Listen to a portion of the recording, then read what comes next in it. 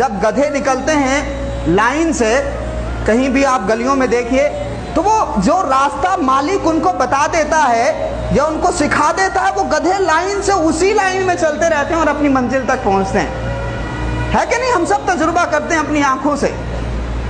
لیکن انسانوں کا حال کیا ہے اور ہمارے محلوں کا حال کیا ہے کہ ہم نے بائک ایڑی ٹیڑھی لگائی ہوئی ہے.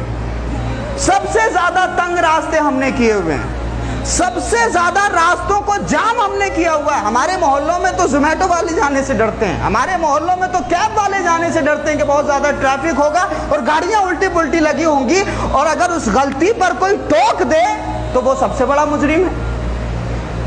بھائی گدھوں سے زیادہ بڑھ گئے ہم.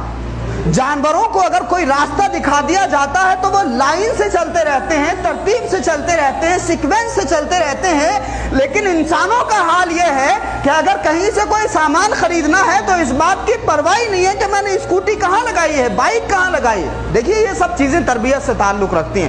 اللہ کے رسول نے واضح طور سے ارشاد فرمایا کہ آپ اپنے راستوں کو تنگ مت کریے، گزرنے والوں کی گزرگاہوں میں پتھر مت بنیے. اللہ کے رسول فرماتے ہیں اماطۃ الاذی عن الطریق صدقہ، راستے سے تکلیف دہ چیز کا ہٹانا صدقہ ہے. تو جن مسلمانوں کی ذمہ داری راستوں سے پتھر ہٹانا تھی، جن مسلمانوں کی ذمہ داری راستے سے تکلیف دہ چیز ہٹانا تھی، آج حال یہ ہے کہ ہمارے محلوں میں سب سے زیادہ راستے تنگ ہیں. توجہ دیجئے اس بات پر. آپ ٹھیک ہے آپ کے تعلقات ہوں گے چیئرمین سے، آپ کے خاندان میں بڑے سارے لوگ ہوں گے، آپ بڑے دبنگ ہوں گے، لیکن جب سانسیں بند ہوتی ہیں نا، اللہ کی طرف سے جب بلاوا آتا ہے تو ساری دبنگائی نکل جاتی ہے.